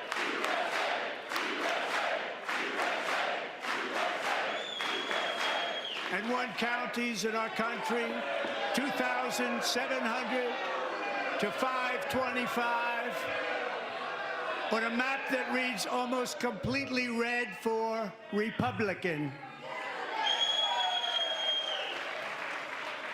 Remove anyone who's booing. Now, for the first time in modern history, more Americans believe that our country is headed in the right direction than the wrong direction. In fact, it's an astonishing record, 27-point swing, the most ever.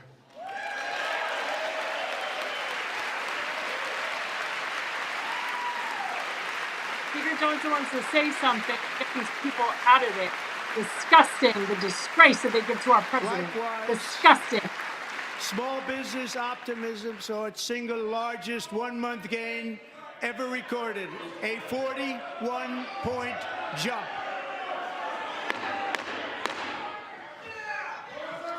Members are directed to uphold and maintain decorum in the House and to cease any further disruptions. That's your warning.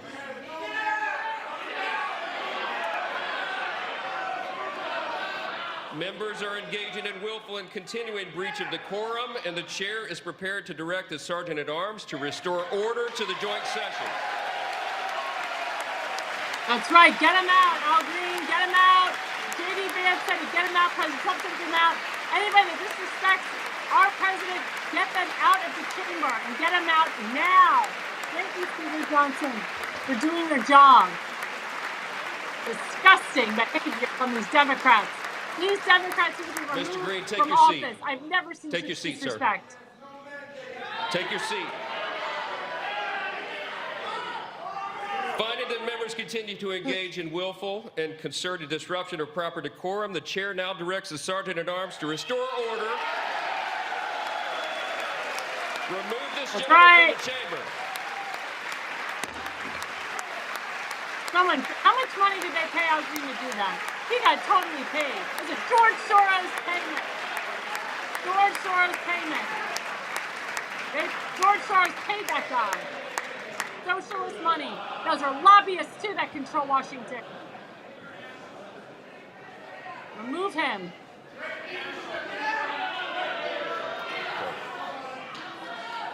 Get him out. Put him in jail.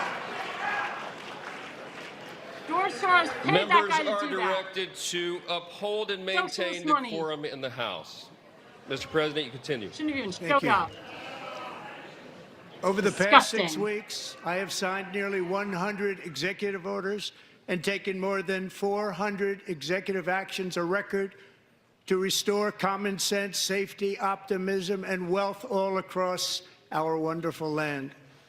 The people elected me to do the job, and I'm doing it.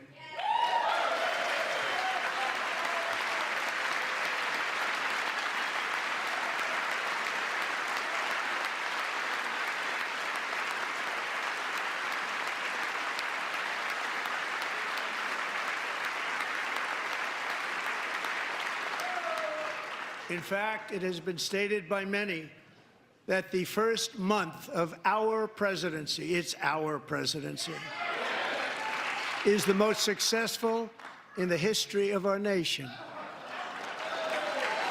By many.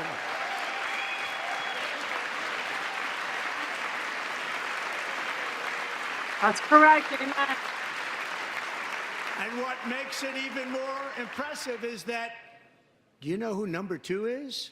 George Washington. How about that? How about that? I don't know about that list, but we'll take it.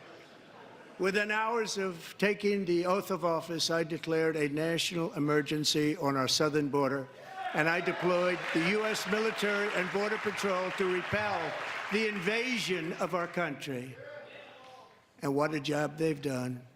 As a result, illegal border crossings last month were by far the lowest ever recorded, ever.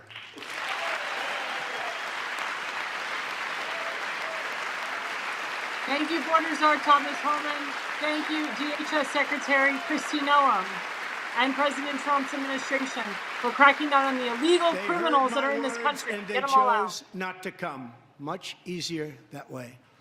In comparison, under Joe Biden, the worst president in American history, there were hundreds of thousands of illegal crossings a month, and virtually all of them, including murderers, drug dealers, gang members, and people from mental institutions and insane asylums, were released into our country. Who would want to do that? This is my 5th such speech to Congress. And once again, I look at the Democrats in front of me, and I realize there is absolutely nothing I can say to make them happy or to make them stand or smile or applaud. Nothing I can do. I could find a cure to the most devastating disease, a disease that would wipe out entire nations, or announce the answers to the greatest economy in history, or the stoppage of crime to the lowest levels ever recorded. And these people sitting right here will not clap, will not stand, and certainly will not cheer for these astronomical achievements. They won't do it, no matter what. Five times I've been up here. It's very sad, and it just shouldn't be this way. Get them out. President Trump is telling you, get these Democrats out of office. Let's put America First people in, MAGA people in, people that support him and his agenda. A moderate Democrat, somebody that I would say a moderate. So Democrats sitting before Democrats me that are better than rhinos. for just this but one none of these night, Democrats why not in join Congress us in celebrating support so many Trump. incredible wins for America? For the good of our nation, let's work together and let's truly make America great again. That's right. Oh, Nancy Pelosi picking her nose. Caught her picking her nose, wiping her mouth, picking her nose. She's a nose picker, everybody. Nose picker. Pelosi. She should be home. She should Every not day be my there. administration is fighting to deliver the change America needs to bring a future that America deserves, and we're doing it. This is a time for big dreams and bold action. Upon taking office, I imposed an immediate freeze on all federal hiring, a freeze on all new federal regulations, and a freeze on all foreign aid.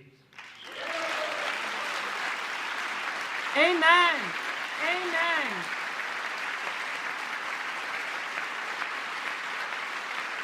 I terminated the ridiculous Green New Scam. I withdrew from the unfair Paris Climate Accord, which was costing us trillions of dollars that other countries were not paying. I withdrew from the corrupt World Health Organization.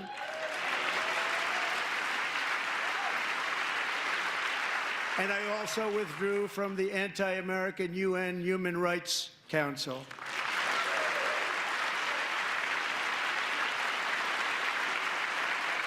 We ended all of Biden's environmental restrictions that were making our country far less safe and totally unaffordable. And importantly, we ended the last administration's insane electric vehicle mandate, saving our auto workers and companies from economic destruction. Amen.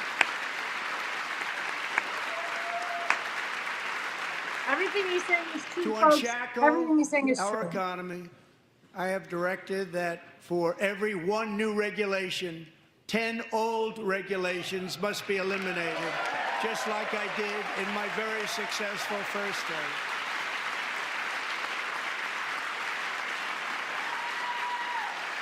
No more screwing with America. No more screwing with us. And in that first term, we set records on ending unnecessary rules and regulations like no other president had done before. We ordered all federal workers to return to the office. They will either show up for work in person or be removed from their job.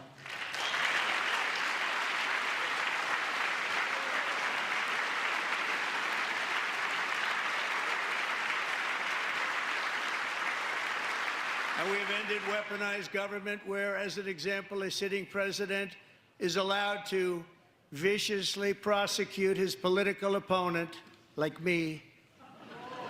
How did that work out? Not too good. Not too good. That's right. Too big to rig. President Trump won despite all the corruption against him.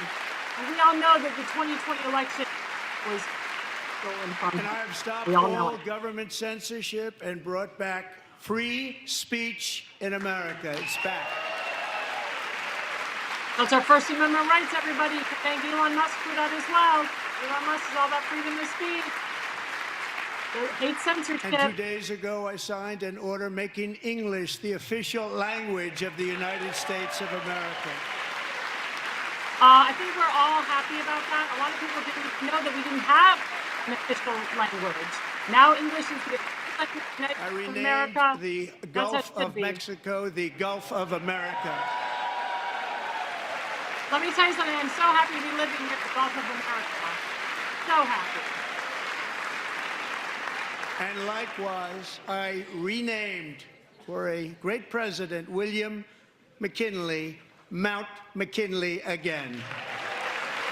I love it. My father talks about that for years. Beautiful But he's Alaska. saying Mount McKinley. Love Alaska. Thank God. We've ended the tyranny of so-called diversity, equity, and inclusion policies all across the entire federal government and indeed the private sector and our military. We talked about that on our show with elected officials and Jason And Maker. our No country more will DEI be hires. woke no Enough. longer. Woke no longer, he said. Woke no longer. We believe that whether you are a doctor, an accountant, a lawyer, or an air traffic controller, You should be hired and promoted based on skill and competence, not race or gender. Very important.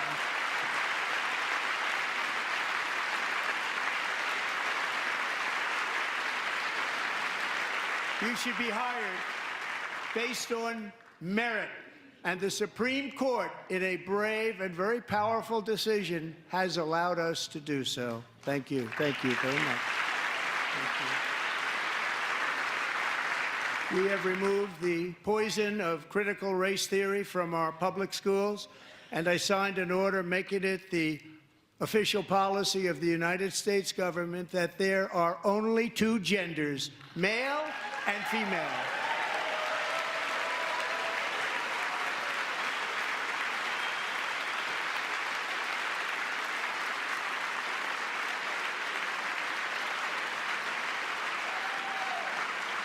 I also signed an executive order to ban men from playing in women's sports.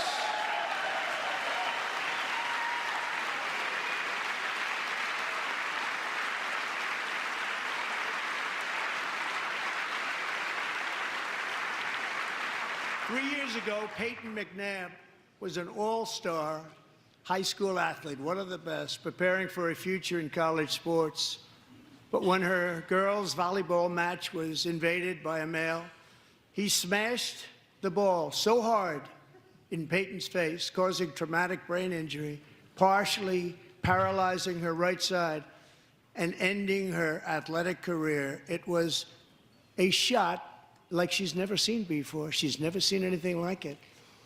Peyton is here tonight in the gallery, and Peyton, from now on, schools will kick the men off the girls' team, or they will lose all federal funding.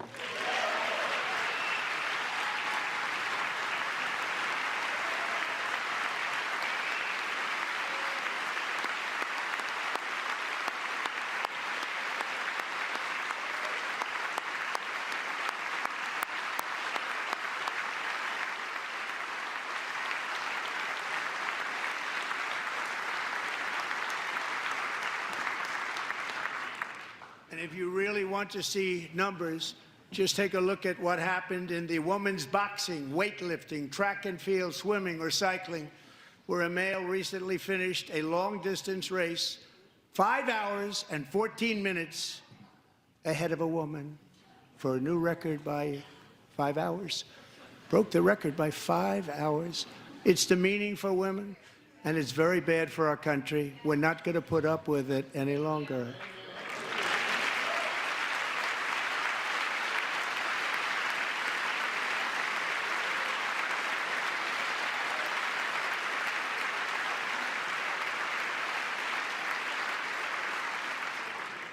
What I have just described is only a small fraction of the common sense revolution that is now, because of us, sweeping the entire world.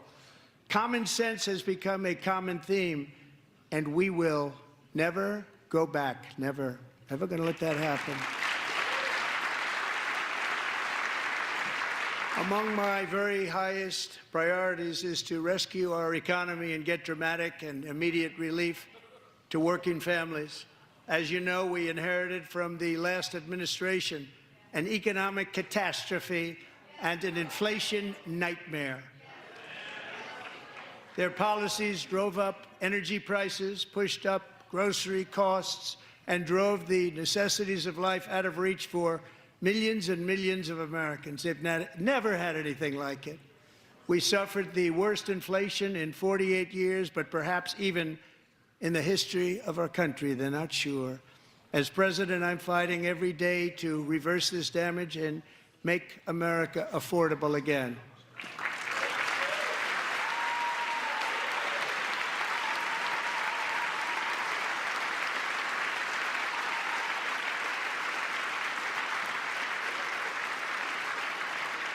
Joe Biden especially let the price of eggs get out of control.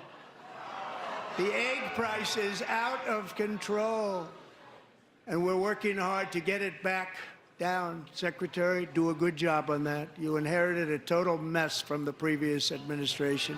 Do a good job.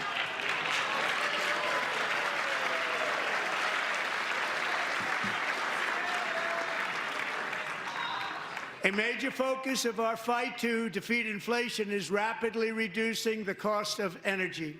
The previous administration cut the number of new oil and gas leases by 95%, slowed pipeline construction to a halt, and closed more than 100 power plants. We are opening up many of those power plants right now.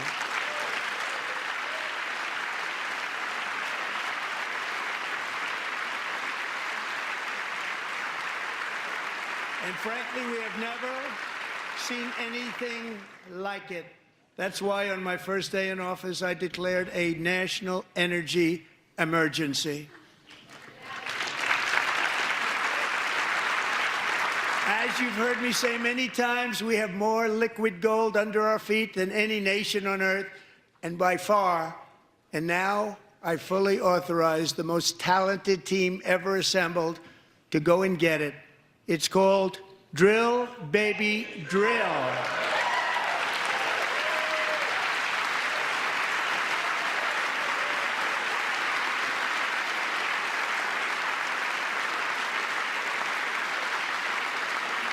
My administration is also working on a gigantic natural gas pipeline in Alaska, among the largest in the world, where Japan, South Korea, and other nations want to be our partner with investments of trillions of dollars each. There's never been anything like that one.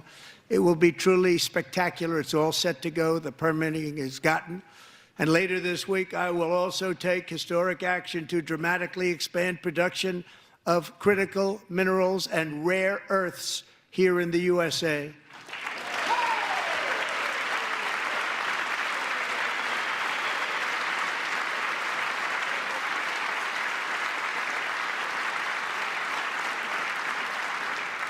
To further combat inflation, we will not only be reducing the cost of energy, but will be ending the flagrant waste of taxpayer dollars.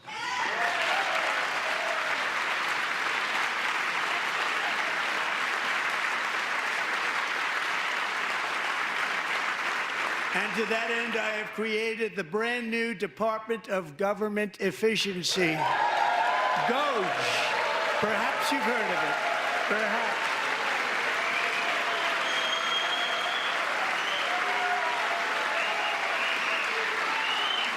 Which is headed by Elon Musk, who is in the gallery tonight.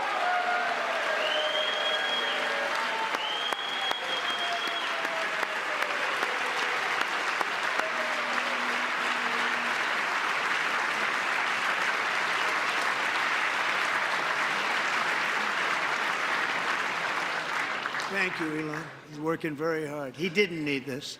He didn't need this. Thank you very much. We appreciate it. Everybody here, even this side, appreciates it, I believe. They just don't want to admit that.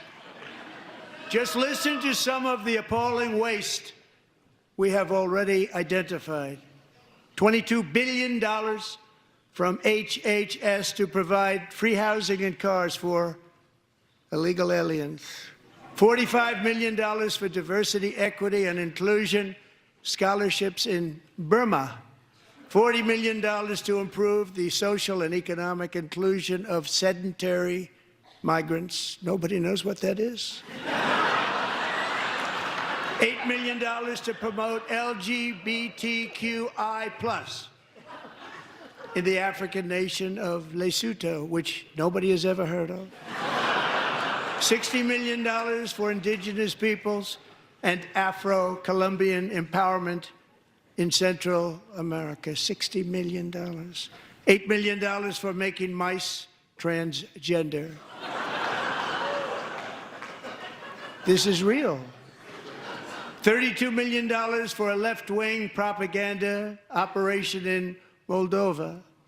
$10 million for male circumcision in Mozambique. $20 million for the Arab Sesame Street in the Middle East. It's a program. $20 million for a program. $1.9 billion to recently created Decarbonization of Homes Committee, headed up, and we know she's involved. Just at the last moment, the money was passed over by a woman named Stacey Abrams. Have you ever heard of her? A $3.5 million consulting contract for lavish fish monitoring. $1.5 million for voter confidence in Liberia. $14 million for social cohesion in Mali. $59 million for illegal alien hotel rooms in New York City. He's a real estate developer. He's done very well. $250,000 to increase vegan local climate action innovation in Zambia. $42 million for social and behavior change in Uganda. $14 million for improving public procurement in Serbia. $47 million for improving learning outcomes in Asia. Asia's doing very well with learning. We know what we're doing. We should use it ourselves. And $101 million for DEI contracts at the Department of Education. The most ever paid, nothing even like it. Under the Trump administration, all of these scams, and they're far worse, but I didn't think it was appropriate to talk about them. They're so bad. Many more have been found out and exposed and swiftly terminated by a group of very intelligent, mostly young people, headed up by Elon, and we appreciate it. We found hundreds of billions of dollars of fraud.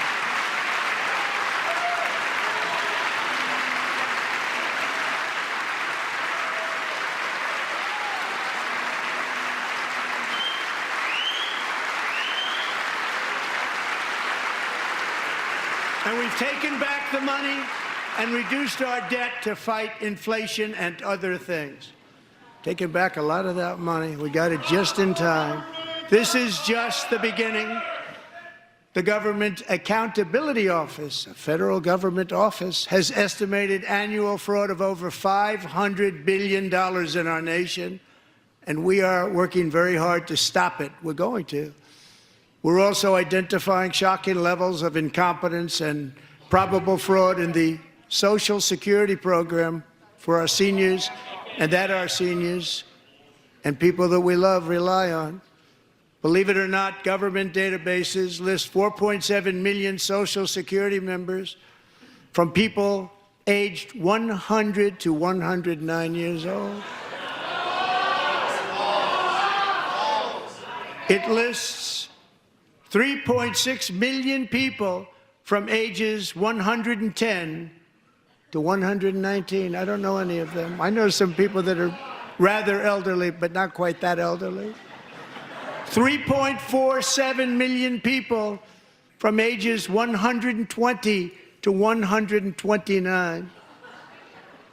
3.9 million people from ages 130 to 139. 3.5 million people from ages 140 to 149. And money is being paid to many of them, and we're searching right now. In fact, Pam, good luck. Good luck. You're going to find it. But a lot of money is paid out to people because it just keeps getting paid, and nobody does, and it really hurts Social Security and hurts our country. 1.3 million people from ages 150 to 159, and over 130,000 people, according to the Social Security databases, are age over 160 years old. We have a healthier country than I thought, Bobby. Why are the Democrats doing this? This is real stuff that Doge found out. Verified. People that are 300 golden collecting Social Security? No.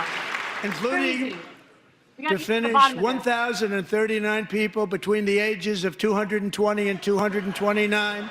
One person between the age of 240 and 249, and one person is listed at 360 years of age. More than 100 years older than our country. But we're going to find out where that money's going, and it's not going to be pretty. By slashing all of the fraud, waste, and theft we can find, we will defeat inflation, bring down mortgage rates, lower car payments and grocery prices, protect our seniors, and put more money in the pockets of American families.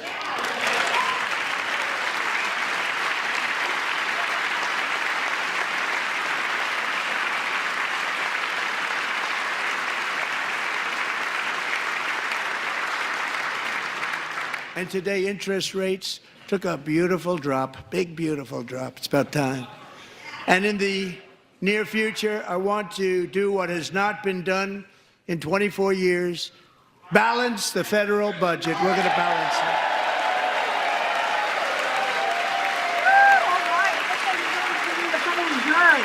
That's right. Yeah. Yeah. That's right, everybody. It's important. Balance the Federal Reserve. With that goal in mind, we have developed in great detail what we are calling the Gold Card, which goes on sale very, very soon. For $5 million, we will allow the most successful job-creating people from all over the world to buy a path to U.S. citizenship. It's like the green card, but better and more sophisticated. And these people will have to pay tax in our country. They won't have to pay tax from where they came. The money that they've made, you wouldn't want to do that, but they have to pay tax, create jobs. They'll also be taking people out of colleges and paying for them so that we can keep them in our country instead of having them being forced out. Number one, at the top school, as an example, being forced out and not being allowed to stay and create tremendous numbers of jobs and great success for a company out there. So while we take out the criminals, killers, traffickers, and child predators who are allowed to enter our country under the open border policy of these people, the Democrats, the Biden administration, the open border insane policies that you've allowed to destroy our country, we will now bring in brilliant, hardworking, job-creating people. They're going to pay a lot of money, and we're going to reduce our debt with that money.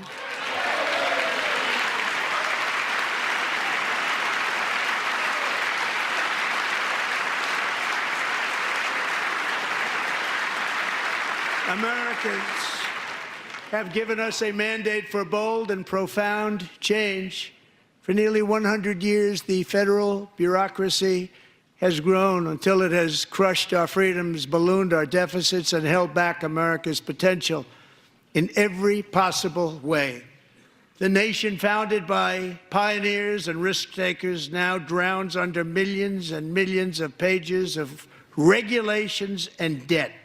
Approvals that should take 10 days to get instead take 10 years, 15 years, and even 20 years before you're rejected. Meanwhile, we have hundreds of thousands of federal workers who have not been showing up to work. My administration will reclaim power from this unaccountable bureaucracy, and we will restore true democracy to America again.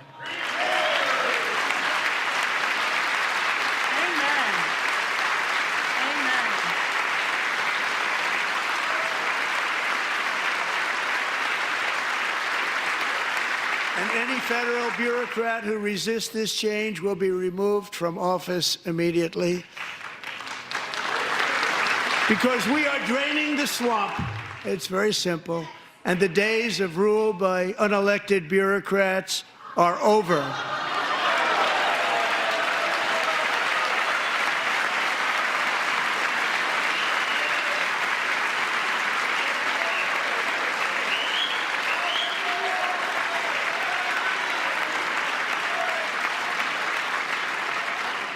And the next phase of our plan to deliver the greatest economy in history is for this Congress to pass tax cuts for everybody. They're in there. They're waiting for you to vote.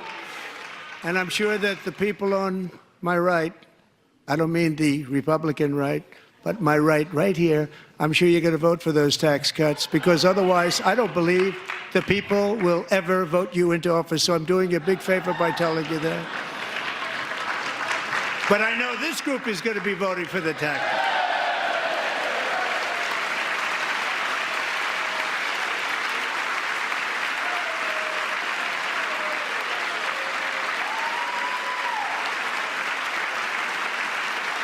Thank you. It's a very, very big part of our plan. We had tremendous success in our first term with it. A very big part of our plan. We're seeking permanent income tax cuts all across the board. And to get urgently needed relief to Americans hit especially hard by inflation, I'm calling for no tax on tips, no tax on overtime, and no tax on Social Security benefits for our great seniors.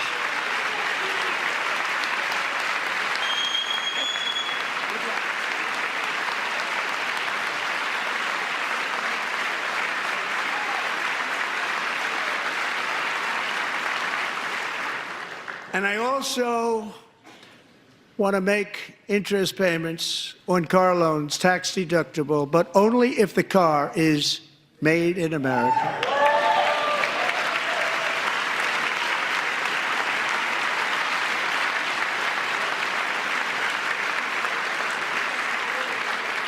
And by the way, we're going to have growth in the auto industry like nobody's ever seen. Plants are opening up all over the place. Deals are being made. Never seen. That's a combination of the election win and tariffs. It's a beautiful word, isn't it? That, along with our other policies, will allow our auto industry to absolutely boom. It's going to boom. Spoke to the majors today, all three, the top people, and they're so excited. In fact, already numerous car companies have announced that they will be building massive automobile plants in America, with Honda just announcing a new plant in Indiana, one of the largest anywhere in the world.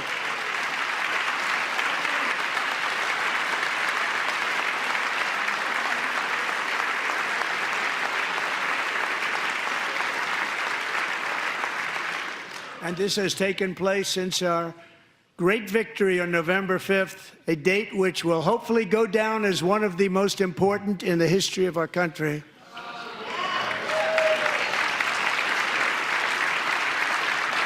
In addition, as part of our tax cuts, we want to cut taxes on domestic production and all manufacturing. And just as we did before, we will provide 100% expensing.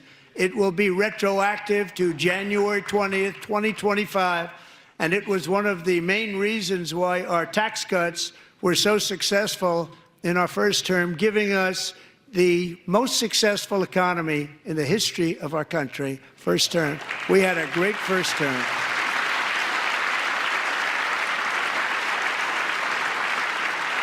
If you don't make your product in America, however, under the Trump administration, you will pay a tariff, and in some cases, a rather large one. Other countries have used tariffs against us for decades, and now it's our turn to start using them against those other countries. On average, the European Union, China, Brazil, India, Mexico, and Canada, have you heard of them? And countless other nations charge us tremendously higher tariffs than we charge them. It's very unfair. India charges us auto tariffs higher than 100%. China's average tariff on our products is twice what we charge them. And South Korea's average tariff is 4 times higher. Think of that, 4 times higher. And we give so much help militarily and in so many other ways to South Korea, but that's what happens. This is happening by friend and foe. This system is not fair to the United States and never was, and so on April 2nd, I wanted to make it April 1st, but I didn't want to be accused of April Fool's Day. That's not, just one day cost us a lot of money. But we're going to do it in April. I'm a very superstitious person. April 2nd, reciprocal tariffs kick in. And whatever they tariff us, other countries, we will tariff them. That's reciprocal, back and forth. Whatever they tax us, we will tax them. If they do non-monetary tariffs to keep us out of their market, then we will do non-monetary barriers to keep them out of our market. There's a lot of that, too. They don't even allow us in their market. We will take in trillions and trillions of dollars and create jobs like we have never seen before. I did it with China and I did it with others, and the Biden administration couldn't do anything about it because there was so much money they couldn't do anything about it. We have been ripped off for decades by nearly every country.